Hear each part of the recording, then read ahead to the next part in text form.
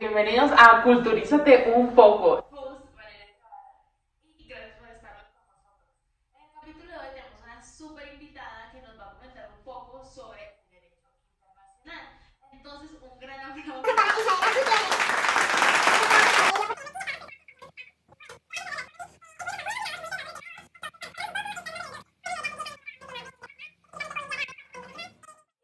Pues sé que hoy vamos a hablar un poco de pero yo estudié un poquito para que podamos ver Un poco de la generalidad de lo que es el derecho internacional. La definición del derecho internacional es una rama del derecho que busca regular las relaciones internas entre Estados. Y eso surge con una necesidad de mejorar y buscar la paz internacional que ha salido de la Carta de las Naciones Unidas. Claro, la Carta de la ONU, precisamente su preámbulo, lo que determina son estos objetivos, crear las condiciones para poder mantener un respeto y pues unas obligaciones también precisas entre los estados, los países de derecho y pues también para los individuos. Entonces, me parece muy importante pues aterrizar esta información y pues conocer que pues el propósito de por qué se creó la Carta de las Naciones Unidas. Y yo creo que tú nos podrías contar un poquito más de eso. Claro que sí, vale. Para que sepan, la Carta de las Naciones Unidas reafirmó los derechos fundamentales de las personas, es decir, la dignidad, la libertad, la igualdad, entre otros. Y esto permitió dar una visibilidad al derecho internacional sobre temas sociales como la capacidad de los estados para proteger a las personas, el deseo mundial de alcanzar la paz y el repudio de la apartheid después de todo lo que hizo la Segunda Guerra Mundial, rechazando completamente. Claro, muy interesante y muy importante lo que usted dice, nos permite conocer el origen y los precedentes de esto, pues no solo algo que apareció de la noche a la mañana, sino que fue todo un proceso y no sé, cuéntanos cómo te parece interesante y importante sobre esto. Siento que es muy importante saber cómo acudimos al derecho internacional. No sé si te explico con lo que voy a hablar. Claro, me parece importante que traigas a colación ese tema, porque pues, precisamente el derecho internacional parece una rama que está muy allá, muy afuera, y no la podemos entender en el caso como particulares. Pues nosotros sí conocemos qué herramientas utilizar en el derecho interno, pero no sabemos más allá. Entonces me parece chévere que tengamos claros estos mecanismos de protección que pues podamos acudir por fuera del derecho interno.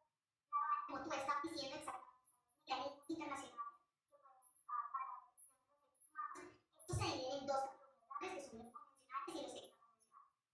Los convencionales, pues, sí, bueno, entonces tocando el tema, los convencionales como tal nacen de tratados y los podemos encontrar en instituciones que son contenciosos, los no contenciosos y los cuasi contenciosos. Sobre los contenciosos es importante que entiendan que es la idea de que es un gran campo.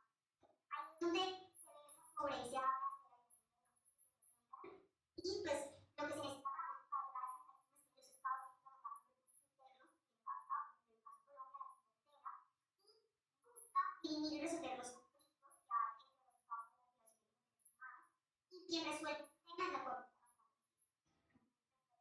Sobre los no contenciosos, que es un antónimo, lo que busca es tener una duda sobre la aplicación de un tratado o una convención específica. Este número vive cumplimiento, más que dos recomendaciones, y se divide en dos, que son informes periódicos sobre una situación de violencia o medio de y una investigación, que es cuando se presentan denuncias sobre presuntas violaciones, pues el acompañamiento que hace para investigar la Corte Internacional para que no pase. Y por último tenemos los cuasi contenciosos, que es el desarrollo jurisdiccional, es la función de conciliar entre los estados. Ok, eso está muy interesante y todo sobre lo que los anales. Bueno, yo leí un poco sobre los extraconvencionales, me vas a corregir si me equivoco, pero lo que entendí los extraconvencionales es que no se originan por un tratado, sino que más que todo surgen por denuncias que individuos hacen por una violación de derechos humanos y son sobre situaciones particulares, es decir, que se pueden ver en diferentes formas, como por ejemplo una individual o un mandato, denuncias, sí, y pues puede servir tanto por un individuo, por un estado, pues para precisamente o sea, lo explicaste súper bien, apunta lo que muy buena explicación. Bueno, vamos a ir a un corte de comerciales y vamos a cerrar este tema. Y muchas gracias y no te pierdas la segunda parte.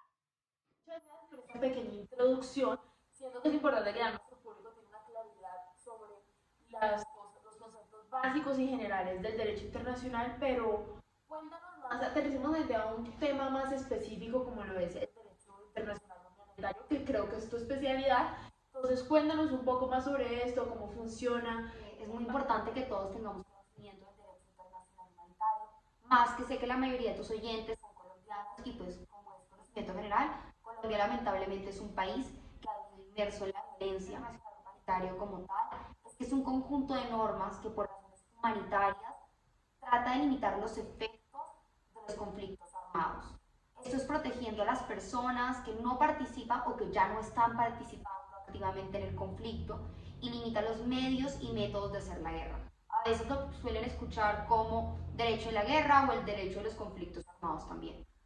Ok, Isa, muchas gracias. Tengo entendido que el VIH también se remonta en normas por antiguas civilizaciones, religiones, como que tiene una historia bastante interesante. ¿Sabes un poco de esto? Claro que sí, digamos que el derecho como tal internacional humanitario se empezó a codificar en el siglo XIX y es importante porque desde ese momento los estados se han comprometido a aceptar este conjunto de normas y a empezar a hacer un desarrollo internacional y jurisprudencial respecto a la protección de estas situaciones de conflicto, pues todos.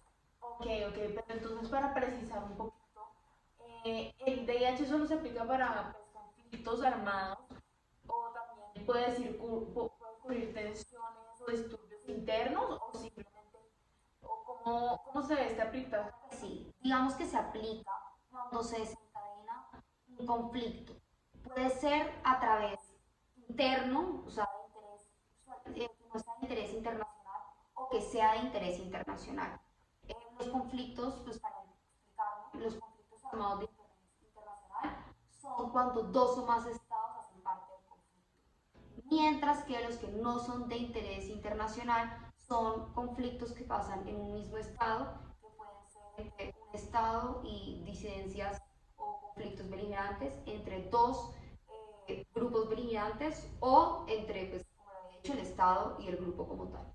Como bien pasa en Colombia, entonces Colombia Exacto. podría clasificar entre este conflicto armado de carácter interno. Exacto. Muy interesante. Además, pues, de lo que he investigado un poquito, este programa tiene como dos diferentes aristas, es decir, que o sea, tanto de proteger a las personas que no participan en el problema como tal, y también las restricciones de los medios de guerra. Es decir, que no simplemente pues también protege a las personas que estén o no involucradas en el conflicto, pero también cómo se debe llevar a cabo este conflicto sin tener un abuso de la fuerza, sin usar pues, métodos de guerra que sean pues, demasiado vulnerables o pues, que verdaderamente violen derechos humanos. Y pues su objetivo principal es pues, precisamente proteger tanto a civiles como personas, pues, no sé, personal médico, religioso y personas que pues ya no tienen nada que ver en los combates, por ejemplo, los prisioneros de guerra, los refugiados, los combatientes. ¿Es eso correcto? Así es, vale, lo dijiste súper bien, para poner dos situaciones que podemos ver, y es que pues bloquea, prohíbe ciertos métodos de guerra y algunas armas como son las armas químicas, nucleares, entre otras. Ya los protocolos adicionales que también denominan ciertos crímenes de guerra y pues también dar unos lineamientos para lo que se debe hacer en el, pues, en el derecho interno, ¿cierto? Claro que sí, vale, a través del derecho internacional lo que hemos buscado hacer, pues tenemos un grupo de esas organizaciones, es el desarrollo. ¿Cómo se ha hecho el desarrollo? Más importante es el convenio de Ginebra, que es el que se aplica en todos estos casos, y además de eso se han creado dos tribunales para castigar los crímenes cometidos en situaciones como fue Yugoslavia versus Ruanda, y tenemos una Corte Penal Internacional que trata de solucionar todos los crímenes específicamente de guerra, de genocidio, entre otros, que nace a través del Estatuto de Roma.